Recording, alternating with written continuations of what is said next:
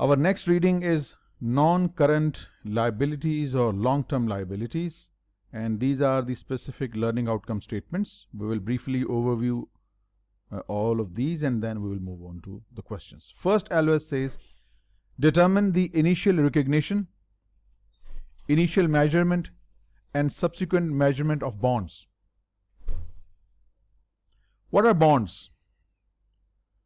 Bonds are a principal form of long-term debt.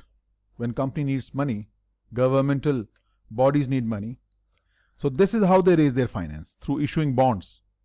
So there are source of finance for corporations and governmental bodies. So basically there are two parties. One that issue bonds and the other party that buys bonds, or they are called the holders or investors. So it's issuer, holder or investor.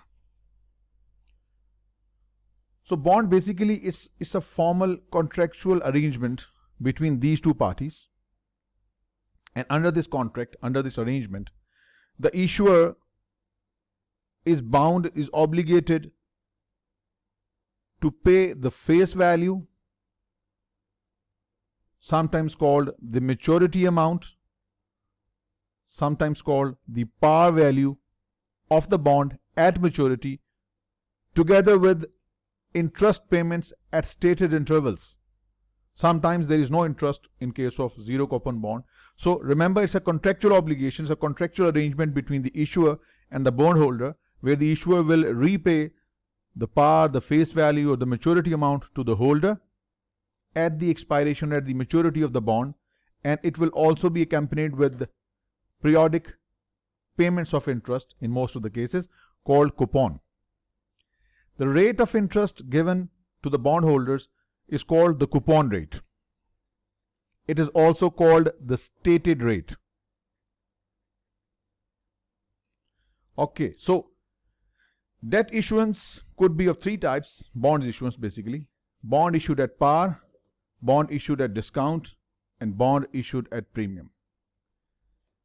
In case where your coupon rate is equal to the market rate of interest, you are offering 5% interest rate on your bond, and at that time the prevalent market rate was also on similar type of instrument was 5%. So when your coupon rate is equal to the market rate of interest, your $100 bond will get you $100 at issuance. Why? Because the coupon rate is equal to the market rate of interest. Right? We will see through computations. But when your coupon rate is 5%, but at the time the market rate of interest is 8%. Since market is offering more, your bond is giving less. In this case, the buyer will be willing to pay less. Investor will pay less than the face value. So probably your $100 bond with the par value, the face value, might sell for, let's say, $87. How this amount is determined, we will calculate. In the last case, the bond issued at premium. When your offered rate, your coupon rate, it is greater than the market rate of interest, you have offered 8%, whereas the prevalent market rate for similar instrument is 5%. Investor will be willing to pay more than the face value. So your $100 par value bond might sell for $115, let's say. So it's all about the interplay between the coupon and the market rate. Let us do it through some computations. Let us consider an example. FTC Incorporated issued $100,000 face value 5 years bond on 1st January 2021, when the market interest rate on bonds of the comparable risk and returns is 5%. The bonds pay 5% interest annually. That's the rate at which we will pay, and the market rate happens to be 5 as well. Now what will be the value of the bond? Because since your offered rate, coupon rate is the same as the stated rate, so the par will be the issue price. So if you plug in your financial calculator, the term is 5, effective rate per period is 5,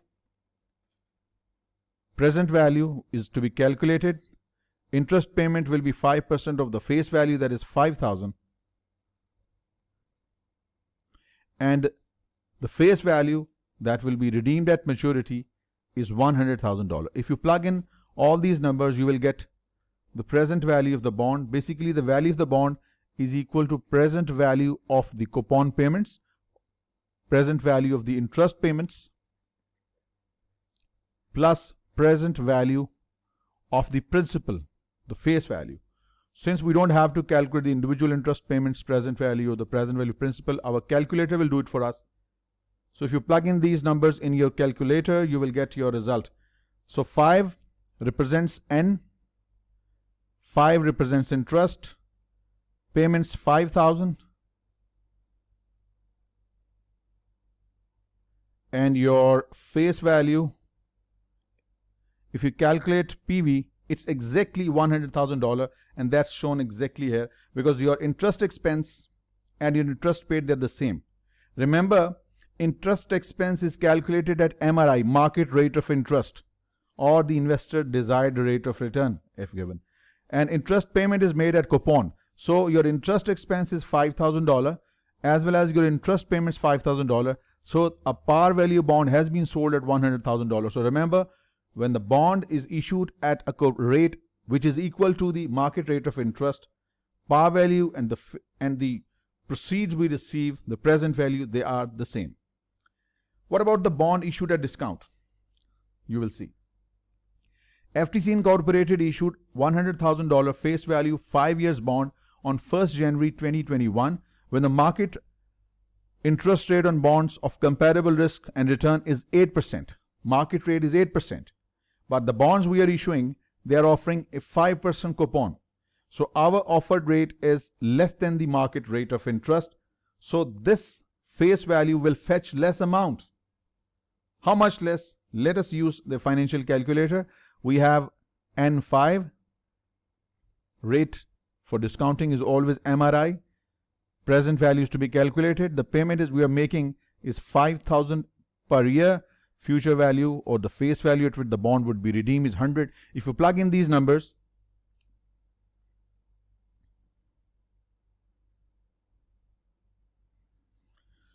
all right, so 5 is N, 8 is the interest rate, 5,000 is the payment,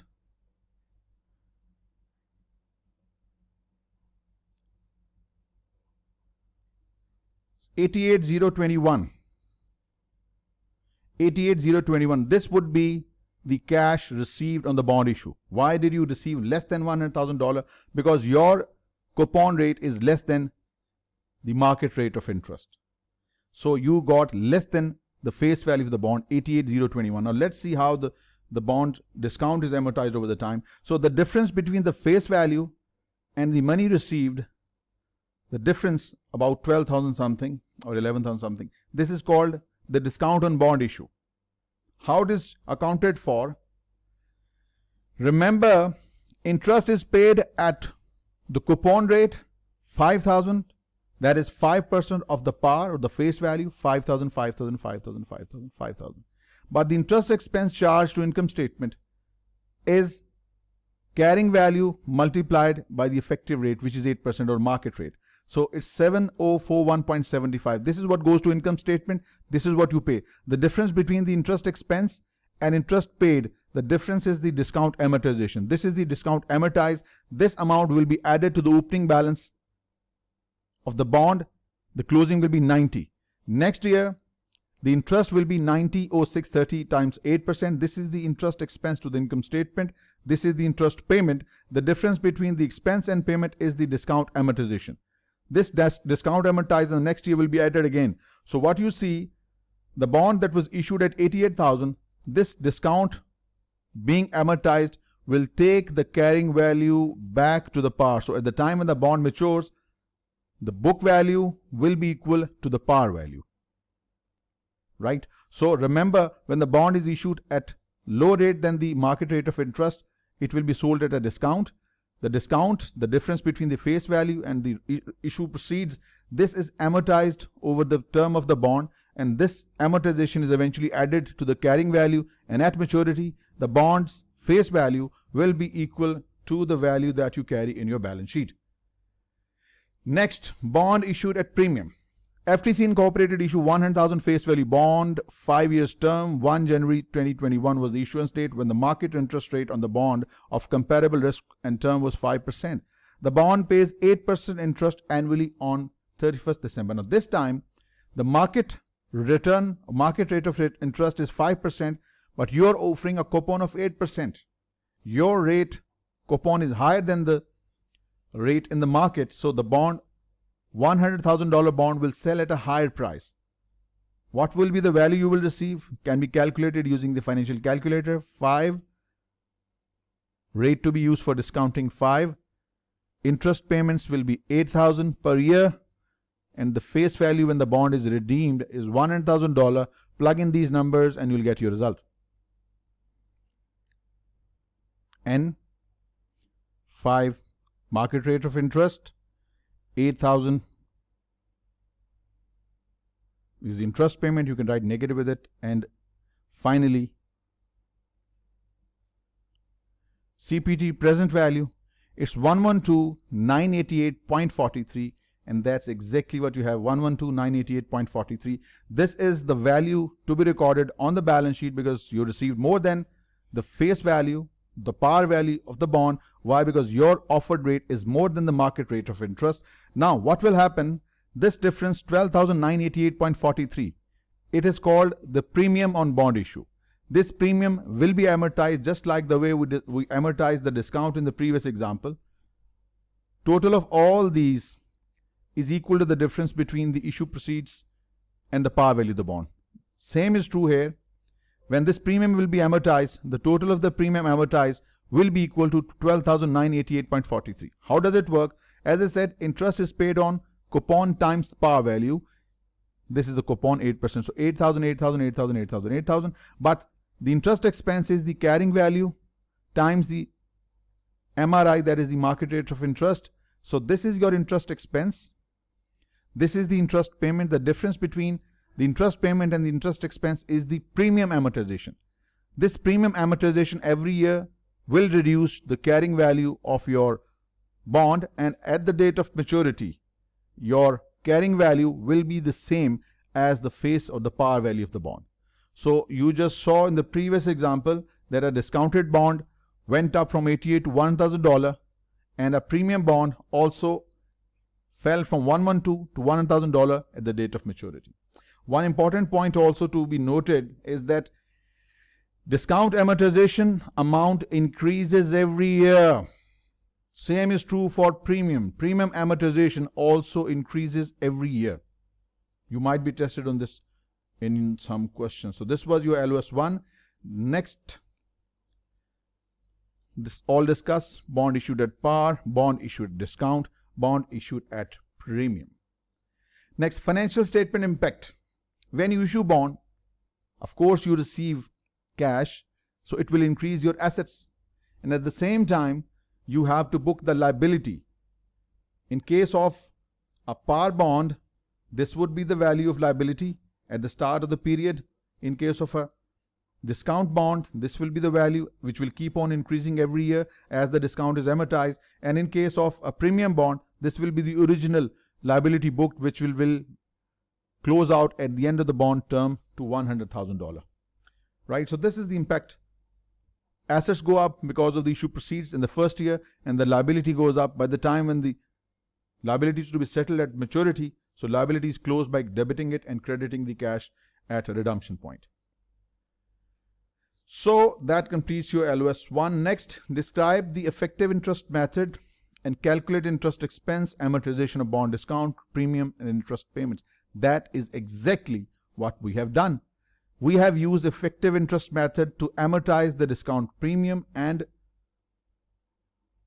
discount amortization and premium amortization. There is also another method which we can use to amortize the discount and the premium. Like for example, what we did here, we use the effective method. This is the amortization which is increasing every year. There is also another method to amortize the premium and discount, is to use the straight line method 12,988.43 and divide this premium amount equally over 5 years. So what you will see, instead of these different premium amortizations, you will see a single number every year. Same is true for discount bond. The total of the discount, let's say if it's 12,000 for example, so this 12,000 discount will be amortized in a straight line manner in equal basis. Your interest paid and your discount amortization will be the same. What we have used here in this example and the next one was the effective interest method, where we use the discount rate and calculate the amortization accordingly for discount and for premium both. So I think this has already been covered in the previous LOS. So zero coupon bond, as the name suggests, these bonds carry no coupon. Then who would buy in their right mind? These bonds are issued at deep discount. $100 par value bond might be issued at $80. Right? I will buy a bond at $80. There is no interest, but by the time the bond matures, I will get $100. So basically the difference between the price I paid and the price I received, the amount I received at a redemption, this $20 represents my interest income. So zero coupon bond involves no periodic interest payments, but this difference of $20, the organization will charge it as an expense in the income statement. Then what about the bond issuance cost? Bond issuance is very expensive activity, just like getting a company listed is an extensive, time-consuming, costly activity. Those of you who have been involved in registration listing, I'm sure you would know it takes months, 6 to 7 months, many sleepless nights, millions of rupees and millions of dollars are involved in getting a company listed. Similarly, the bond issuance is also costly. So what do we do with the bond issuance cost? Bond issuance cost in the US GAAP, it is capitalized as an asset. For example, you spend $5,000 for legal costs, for registration with the SEC, etc. So this 5,000 bond issuance cost will be capitalized and it will be released as an expense in the income statement over the period of the bond. Let's say if it's a 5 years bond, this 5,000 will be amortized over the term of the bond. Whereas in IFRS, what we do in IFRS, we net this $5,000 from the bond proceeds. Like we reduce the liability. Let's say the bond was issued for $107,000 and this $5,000 of issuance cost is netted against this and liability is booked at $1,000 or $2,000. So in IFRS, the issuance cost is netted against the issue proceeds, whereas in the US GAAP, the issuance cost is debited and capitalized and amortized over the period of the bond, the term of the bond. Right. Then, next is extinguishment of debt or de-recognition of debt or bonds. It's all the interplay between the book value and the fair value. Normally when the bond is issued at discount or premium, at maturity, the book value and face value, they become same. But what if during the period, if the bond is under the indenture, we can, as an issuer, if we can redeem the bond, we can extinguish the bond within the life of the bond, if it is allowed in the indenture, then what can happen? Let's say if the bond in the books is carried at $97,000. The value at which it is operating in the market or trading in the market is, let's say, $99,000. Now, if you de-recognize this bond by extinguishing it, the difference between the book value and the fair value, you have to pay $2,000 more. This $2,000 will be considered as a loss in your income statement. This is called loss on redemption. Likewise, if the if the loan or the bond you're carrying in your books is at let's say $97,000, but the fair value at which it's currently trading is 95. So if now you redeem the difference, 2,000, you are discharging a liability of $97,000 for just by paying $95,000. This $2,000 will now be gain on redemption and it will be reported as a gain in your income statement. Right? So that's the idea. So when the bond is de-recognized, it is more or less likely that your book value and the fair value might not match, so the difference could either be the loss or gain at redemption. So what do we do for unamortized issuance cost? If you redeem, let's say a 5-year bond is being redeemed in the 3rd year, in the US GAAP, you will still have some amount unamortized. So in the US GAAP, it is charged against gain and loss in the US. Whatever was unamortized amount of issuance cost, it will be adjusted against the gain or loss on redemption. But in IFRS, since this issuance cost has already been included in BV, so there won't be any issue in the IFRS. So the issuance cost, unamortized one, it will be adjusted against the gain or loss on redemption. But in IFRS, there will be no such issue. Why? Because this loss was already, or this cost was already embedded in the liability. Now we have another option to book the liability related to bonds in our books. That is, we can carry the bonds rather than at the book value. These are the book values at which we were carrying the liability on our balance sheet. This is the value to be reported at the 1st year, 2nd year, 3rd year, 4th year. These are the closing carrying values in case of discounted bond, and these are the closing carrying values in case of a premium bond. Right. There is another alternative equally valid for the US GAAP as well as under IFRS. We can carry the bonds at the market value. Bond can be reported just like securities held for trading securities are reported at fair value. Available for sale debt securities and the redeemable preferred stock is reported at fair value. Their gain and loss is treated taken into OCI. So we have discussed this in detail in our marketable securities. Likewise, bond can be taken at fair value accounting. This is acceptable both under IFRS and US GAAP. Let's say the last year's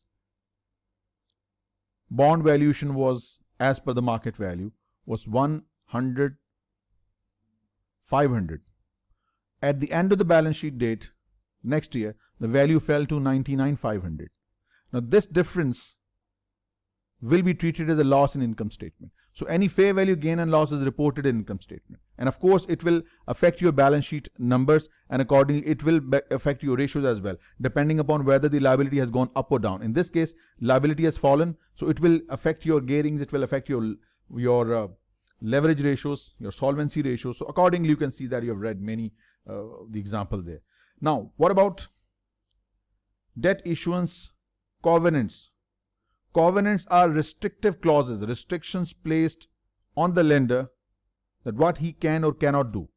So covenants are the restrictions imposed upon the issuer that what he can or cannot do, or what he should or what he shouldn't do. Affirmative covenants, as the name suggests, affirmative covenant means that borrower, the issuer, promises to do certain things. He will do certain things. He will make payments of interest on time, he will make the payment of principal on time, and he will maintain the asset collateralized in good condition.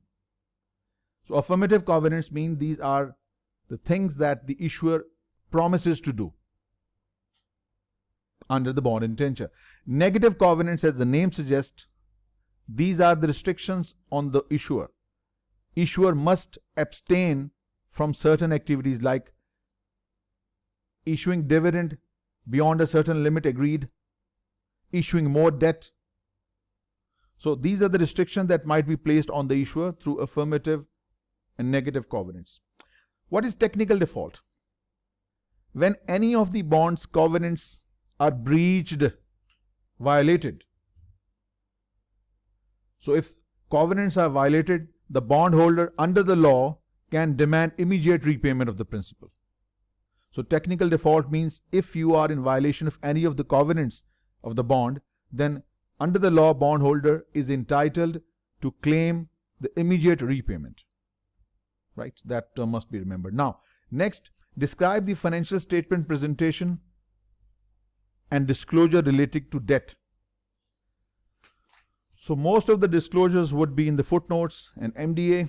What will be the disclosures? Maturity dates, patterns of maturity dates of different bonds issued, stated and effective rates, that is coupon and the MRI, Call provisions, if the bond contains a call provision, thereby entitling the issuer to call the bond before maturity. Conversion privileges, certain bonds are under the agreement or under the nature are allowed to be converted into certain number of shares after a certain period of time. That needs to be disclosed as well. Any restrictions imposed by the creditors, which specific assets have been collateralized against the bonds, and amount of debt maturing in each of the next 5 years. These are the specific disclosures required in your LOS 5. Explain motivation for leasing assets instead of purchasing. What is leasing? Leasing basically is an arrangement just like bonds. Leasing is a contractual arrangement between two parties, the lessor and the lessee. Lessor owns the property. He gives the right to use the property to lessee under an agreement in return of periodic payments, to put it simply. So it's a contractual arrangement between the owner of the property and the one who wants to use it for a stated period of time against stated amounts to be received by the lessor. So why do we lease? The question, the LO says, explain motivations for the leasing assets. Why do we lease? Just small periodic payment is needed to obtain the right to use the asset. It's less costly than a loan or for buying an asset. So leasing is comparatively less costly as regard to cash flows are concerned. Less restrictive provision, because if you take loan there are more restrictions, so there are comparatively less restrictions under leasing, and you avoid the risk of obsolescence. If you have acquired an asset under lease, after 3 years, and if it's cancelable lease, you can cancel and take a new contract of lease for new asset. So if you buy an asset under ownership, you face the risk of obsolescence. Your asset might become obsolete because of technological innovations.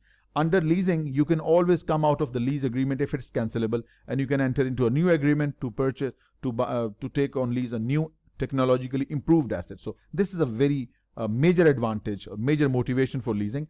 Risk of obsolescence is avoided through leasing. Your next LOS, explain the financial reporting of leases from lessee's perspective, and then the next one will be from lessor's perspective. First of all, these are the specific criteria under the US GAAP. If they are met, the lease will be classified as a finance lease for the lessee and a sale type lease for the lessor. Let us read these specific criterions.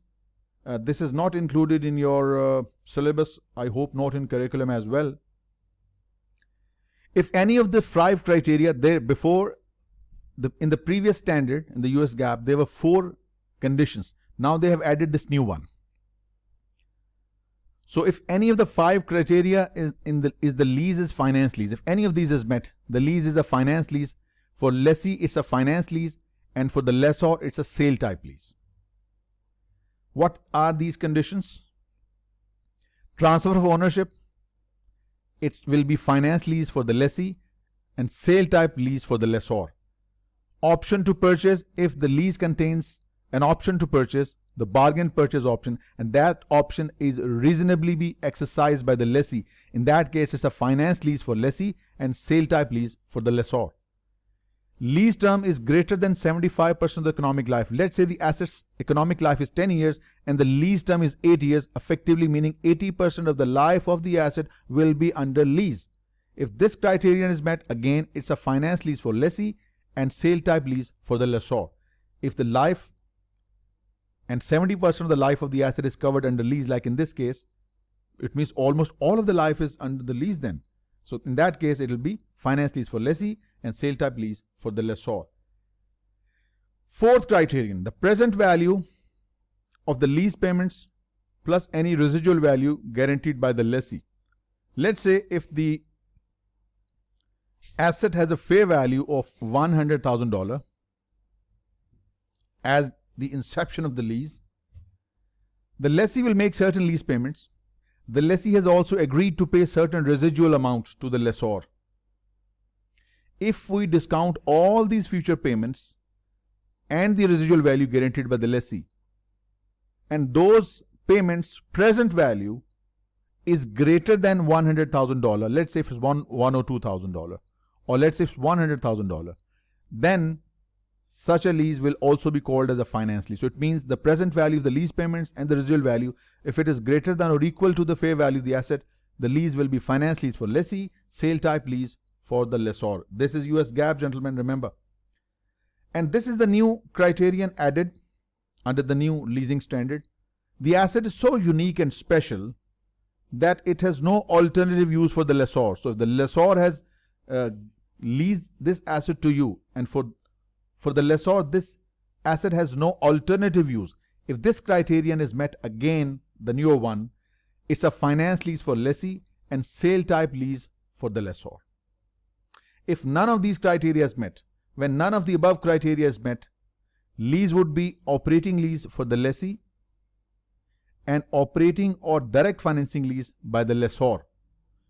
And when the direct financing lease will be considered DFL only if the criteria for this one is met and it's probable that the lease payments plus residual value will be collected by the lessor. So if criteria 4 and the collectibility of residual value is guaranteed by third party, then it will be considered as a direct financing lease. So this is the new criteria in the US GAAP. What about the IFRS now? IFRS doesn't have these categories anymore.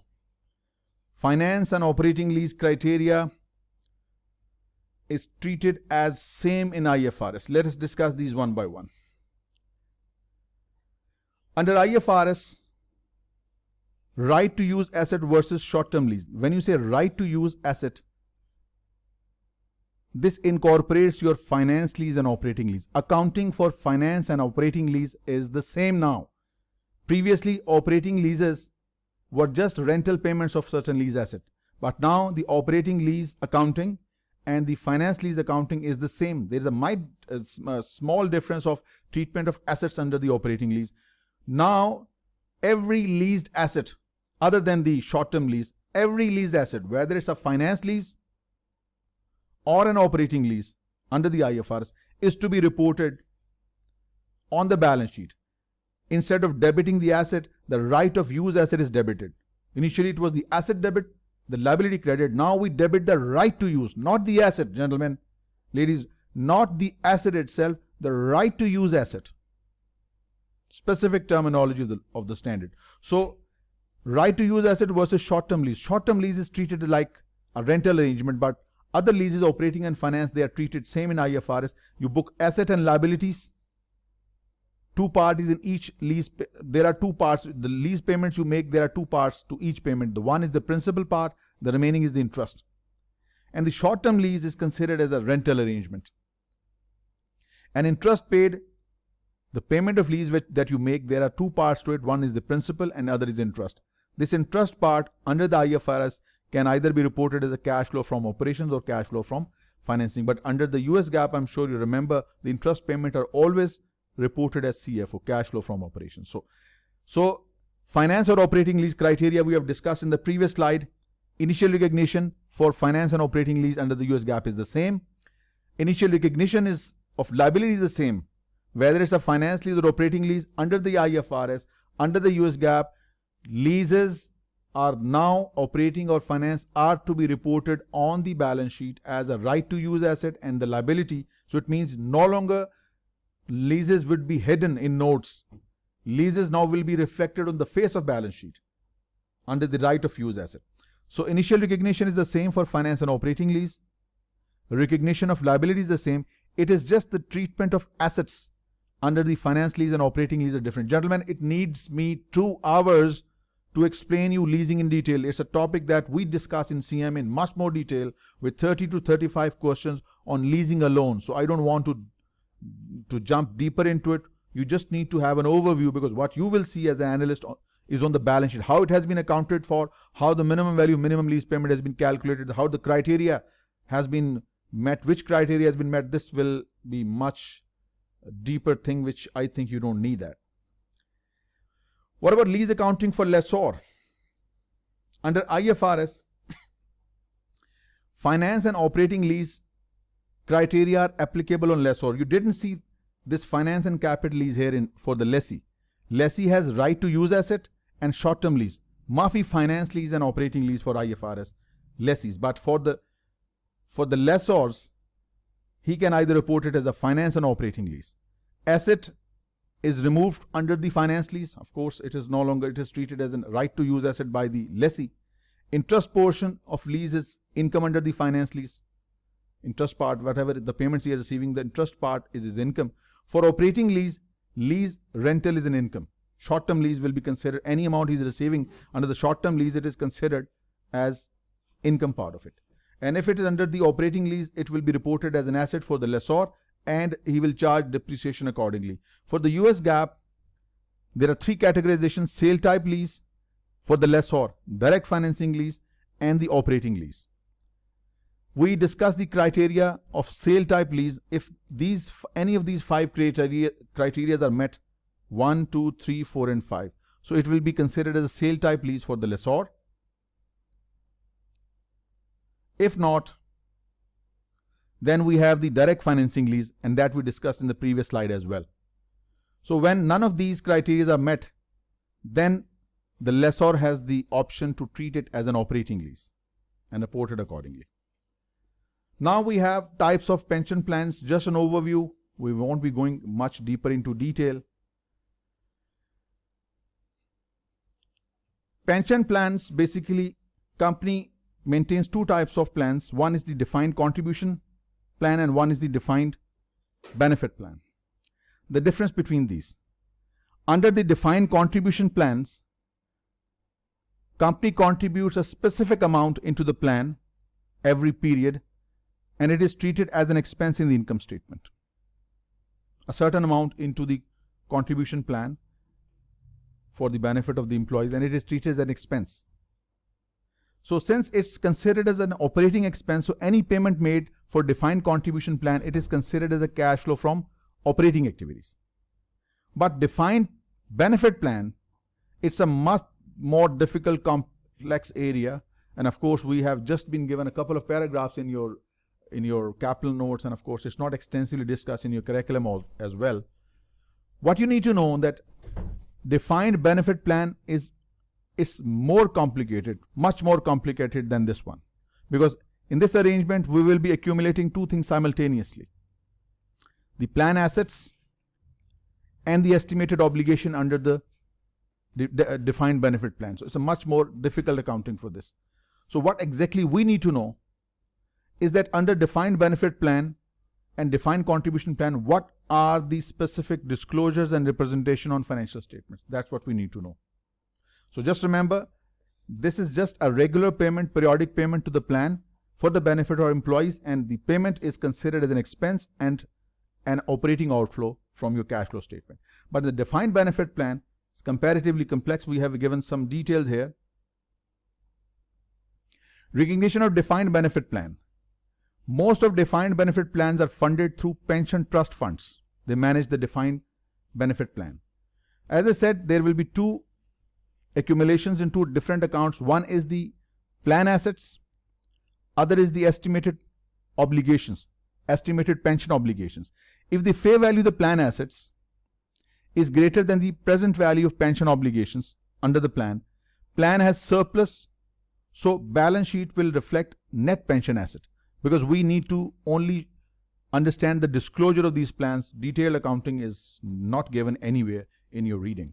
So we will see a net pension asset when your plan assets value, fair value, is greater than the present value of pension obligation. Conversely speaking, if the fair value of the plan asset is less than the present value of pension obligations, the plan has deficit. So the balance sheet will report a net pension liability. Most of your questions in your Kaplan and almost all questions in your EOCs are related to these two things only. No other computations are needed, so we don't need to jump into deeper details. Just like in leasing was done superficially. As I said, leasing is quite a detailed topic, and we have just done it hardly 5 to 10 minutes.